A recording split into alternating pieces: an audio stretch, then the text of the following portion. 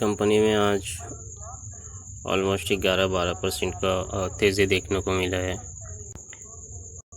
And अगर maximum all time high return की बात करूं तो कंपनी ने जो ऑल टाइम रिटर्न बनाया है वो -14.41% के हिसाब से है।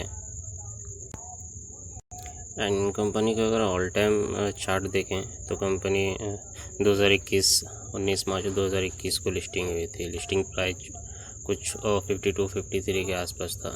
एंड तब से कंपनी में एक अच्छा खासा मोमेंट देखने को मिला था, जो कि प्राइस जो हाईएस्ट प्राइस जो गया था वो 214 का गया था। एंड उसके बाद कंपनी में फिर एक कंसोलिडेशन फेस आया। एंड उसके बाद कंपनी के जो शेयर प्राइस हैं वो लगातार गिरते गए हैं। अगर listing price and listing date से कंपनी के ऑल टाइम हाई की बात करें तो कंपनी में ऑलमोस्ट तकरीबन एक साल के अंदर 311.53% के हिसाब से रिटर्न दे चुका था। कंपनी एक साल के अंदर लोगों के पैसे को 3 गुना कर चुका था। एंड अगर वहीं 6 मंथ की बात करें तो कंपनी के जो 6 मंथ के रिटर्न है वो कुछ भी नहीं है, 0.90% के हिसाब से हैं। एंड अगर एक महीने की रिटर्न की बात करें तो एक महीने में ऑलमोस्ट 17-18% का रिटर्न कंपनी दे चुका है। एंड अगर वहीं एक महीने की चार्ट पैटर्न की बात करें तो कंपनी ने अगस्त महीने में ही 52 वीक लो बनाया था, जो कि 38 के आसपास था। एंड उसके बाद एक अच्छा खासा तेज़ी देखने को मिला था 42 के हिसाब से कंपनी का प्राइस गया था। एंड उसके बाद फिर कंपनी में गिरावट आई। एंड उसके बाद फिर एक तेज़ी देखने को मिल रहा है। एंड अगर फ्राइडेज़ की बात करें तो फ्राइडेज़ में कंपनी ने 12-13% के रिटर्न दे चुका है। एंड चलिए एक बार कंपनी के फंडामेंटल्स भी देख लेते हैं। तो बात कर लेते हैं मार्केट कैप की। 7,774 करोड़ कंपनी की मार्केट कैप है। एंड करंट प्राइस की बात करें तो करंट प्राइस जो है 44.7 के हिसाब से है। एंड कंपनी ने जो लो बनाया था वो 37-38 के आसपास ही बनाया था। 37 कंपनी का लो प्राइस है। एंड कंपनी ने जो हाई बनाया था वो 73.5 का हाई बनाया है कंपनी ने। एंड कंपनी की जो प्राइस टू अर्निंग रेशियो है वो थोड़ा कंपनी का हाई दिख रहा है, 55.8 का है। एंड बुक वैल्यू की बात करें तो बुक वैल्यू जो कंपनी की है वो 2.23 की है। एंड डिविडेंड यील्ड की बात करें तो 0.14% के हिसाब से कंपनी डिविडेंड भी प्रोवाइड करती है। एंड अगर रिटर्न ऑन कैपिटल एम्प्लॉयड की बात करें तो 54.6% का है। एंड ROE की बात करें तो 46.9% का है, जो कि दोनों ठीक ठाक है। एंड वो फेस वैल्यू की बात करें तो फेस वैल्यू 1 का है। एंड डेप्ट इक्विटी की बात करें तो 0.17 है, तो बिल्कुल कमी है, नहीं के बराबर है। डेप्ट की बात करें तो बिल्कुल नहीं के बराबर है। एंड अगर कंपनी की सेल्स एंड एक्सपेंसेस की बात करें क्वार्टर ऑन क्वार्टर बेसिस पे तो कंपनी का जो सेल्स है और एक्सपेंसेस है वो लगातार बढ़ता हुआ दिख रहा है। अगर लास्ट के क्वार्टर की बात कर लेते हैं, लास्ट के 2-3 क्वार्टर की, तो सितंबर 2022 में जो सेल्स थी कंपनी की वो 104 करोड़ की थी और बढ़कर दिसंबर 2022 में 130 करोड़ की हो गई। एंड मार्च 2023 में थोड़ा डिक्लाइन देखने को मिला है सेल्स में। एंड जून में भी कुछ सेल्स में गिरावट आया हुआ है, 101 करोड़ का है। एंड वहीं एक्सपेंसेस की बात करें तो कंपनी सेल्स के अकॉर्डिंग एक्सपेंसेस भी कर रही है। सितंबर 2022 में 66 करोड़, एंड दिसंबर 2022 में 73 करोड़, मार्च 2023 में 64 करोड़, जून 2023 में 69 करोड़। अगर ऑपरेटिंग प्रॉफिट मार्जिन की बात करें तो ऑपरेटिंग प्रॉफिट जो कंपनी की पहले थी 2020 में वो माइनस में हुआ करती थी। तो ऑपरेटिंग प्रॉफिट जो है कंपनी का लगातार बढ़ते गया है, बीच में डिक्लाइन भी हुए हैं, बट ऑपरेटिंग प्रॉफिट जो कंपनी के है वो लगातार बढ़ ही रही है। एंड अगर लास्ट के 2-3 क्वार्टर की बात करें तो सितंबर 2022 में जो है 38 करोड़ का था, जो कि बढ़कर दिसंबर 2022 में 58 करोड़ हो गई।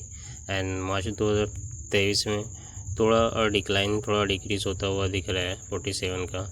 एंड जून में भी कुछ डिक्लाइन है, 34 करोड़ का है।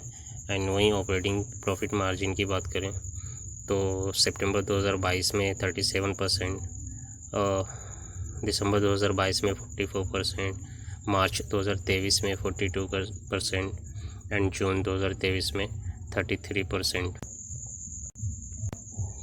एंड अगर नेट प्रॉफिट की बात करें तो नेट प्रॉफिट भी कंपनी का लगातार बढ़ ही रहा है। पहले जो नेट प्रॉफिट हुआ करता था वो 3 बढ़कर 6 हुआ, 22 हुआ, 31 हुआ। एंड अगर लास्ट के 2-3 क्वार्टर की बात करें नेट प्रॉफिट की तो 31 हुआ, 31 के बाद नेट प्रॉफिट बढ़कर 45 हुआ। एंड अगेन थोड़ा डिक्लाइन देखने को मिला है, 31 हुआ, 26 हुआ उसके बाद। एंड अगर ईयर ऑन ईयर बेसिस पे नेट प्रॉफिट की बात करें या सेल्स की बात करें तो लगातार कंपनी का जो सेल्स है, रेवेन्यू है, वो ईयर ऑन ईयर बेसिस पे बढ़ ही रहा है। मार्च 2021 में 138 करोड़ हुआ करता था कंपनी का सेल्स, एंड मार्च 2022 में बढ़कर 233 करोड़ हो गया। मार्च 2023 में बढ़कर 430 करोड़ हो गया। एंड अभी जो करंट है वो 448 का है। वहीं कंपनी का जो एक्सपेंसेस है वो सेल्स के अकॉर्डिंग कंपनी का एक्सपेंसेस भी ईयर ऑन ईयर बेसिस पे बढ़ा है। मार्च 2021 में 62 करोड़, मार्च 2022 में 100 करोड़, मार्च 2023 में 245 करोड़ एंड करंट का जो है वो 272 करोड़ के हिसाब से है। अगर नेट प्रॉफिट की बात करें ईयर ऑन ईयर बेसिस पे तो नेट प्रॉफिट में अच्छा खासा उछाल आया है। नेट प्रॉफिट जो है 62 से बढ़कर 107 करोड़ हो गया एंड उसके बाद बढ़कर 147 हो गया। एंड थोड़ा अभी जो है जून के क्वार्टर ये साल थोड़ा डिक्लाइन देखने को मिला है, 139 है।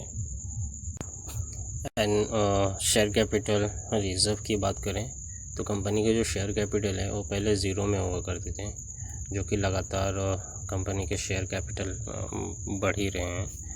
मार्च 2020 में 22 करोड़, 2021 में 22 करोड़, बट मार्च 2022 में 43 करोड़ हो गया। एंड अभी जो मार्च 2023 की बात करें तो मार्च 2023 में बढ़कर 174 करोड़ हो गया। एंड रिज़र्व की बात करें तो कंपनी के लगातार रिज़र्व भी बढ़ रहे हैं, जो कि एक पॉजिटिव साइन है। मार्च 2020 में 81 करोड़ कंपनी के पास रिज़र्व था एंड मार्च 2021 की बात करें तो 144 करोड़ हो गया बढ़कर। वहीं मार्च 2022 की बात करें तो 196 करोड़ एंड मार्च 2023 में 213 करोड़ हो गया। अगर एसेट्स की बात करें, टोटल एसेट्स का, तो कंपनी के जो एसेट्स हैं वो भी रेगुलर बेसिस पे बढ़ते हुए दिख रहे हैं। अगर लास्ट के हम 2-3 क्वार्टर की बात कर लें एसेट्स की तो 282 करोड़ से बढ़कर 381 करोड़ हुआ एंड उसके बाद बढ़कर 472 करोड़ हो गया। एंड अभी कंपनी के पास जो मौजूदा एसेट्स हैं वो बढ़कर 674 करोड़ हो गया है। एक बार कंपनी के शेयर होल्डिंग पैटर्न पे भी नज़र कर लेते हैं। तो कंपनी के जो शेयर होल्डिंग पैटर्न है, शेयर होल्डिंग पैटर्न में पहले प्रमोटर्स की बात कर लेते हैं। तो प्रमोटर का जो इसमें स्टेक है वो 74.90 के हिसाब से है। एंड अगर लास्ट के 2-3 क्वार्टर की बात करें तो प्रमोटर ने यहाँ पे अपने स्टेक को थोड़ा कम किए हैं। लास्ट जून क्वार्टर में 71.30 का प्रमोटर का स्टेक है, यानी ऑलमोस्ट प्रमोटर ने यहाँ पे 3 से 4% अपने स्टेक को कम किए हैं। वहीं FIS फॉरेन इन्वेस्टर की बात करें तो इन्होंने भी अपने स्टेक को कम किए हैं। वो 2.31 का था एंड मार्च 2022 में 2.6 का हो गया। एंड अगेन जून क्वार्टर में इन्होंने अपने स्टेक को थोड़े बहुत बढ़ाए हैं, 2.54 का है। अगर DIS डोमेस्टिक इन्वेस्टर या पब्लिक की बात करें तो डोमेस्टिक इन्वेस्टर ने जो है अपने यहाँ पे स्टेक को कम किए हैं। पहले जो इनकी स्टेक हुआ करती थी मार्च 2011 में वो 11.4% के हिसाब से। एंड उसके बाद डोमेस्टिक इन्वेस्टर ने अपने स्टेक को रेगुलर बेसिस पे कम किए हैं। अगर लास्ट के हम 2-3 क्वार्टर का देखें तो दिसंबर 2022 में 2.82% एंड वहीं मार्च 2023 में 2.98% एंड जून 2023 की बात करें तो जून में डिआईज ने अपने स्टेक को कम किए हैं 2.50% के हिसाब से। एंड पब्लिक ने यहाँ पे अपने स्टेक जो रेगुलर बेसिस पे बढ़ाए हैं। पब्लिक की जो मार्च 2021 में स्टेक थी वो कुछ 9.92% के हिसाब से थी। एंड लास्ट के अगर 2-3 क्वार्टर की बात करें तो पब्लिक ने यहाँ पे अपने स्टेक को बढ़ाए हैं। दिसंबर 2022 में 19.97% का था एंड मार्च 2023 में 20.6 का हो गया। एंड जून की बात करें तो जून में भी इन्होंने अपने स्टेक को बढ़ाए हैं 23.66% के हिसाब से। तो ये थे कंपनी के फंडामेंटल, जो कि फंडामेंटल कंपनी का ठीक ही ठाक है। ROE ROC की बात करें तो ठीक ही ठाक है। एंड कंपनी का डेब्ट इक्विटी रेशियो की बात करें तो वो भी ठीक ही ठाक है। एंड कंपनी की अगर सेल्स एंड नेट प्रॉफिट की बात करें तो क्वार्टर बेसिस पे थोड़ा डिक्लाइन होता हुआ दिखा है, जबकि ईयर ऑन ईयर बेसिस पे कंपनी के सेल्स भी बढ़े हैं एंड कंपनी के जो रिजर्व है वो भी बढ़े हैं एंड कंपनी के एसेट्स भी बढ़े हैं। कंपनी पे नज़र बना के रखें।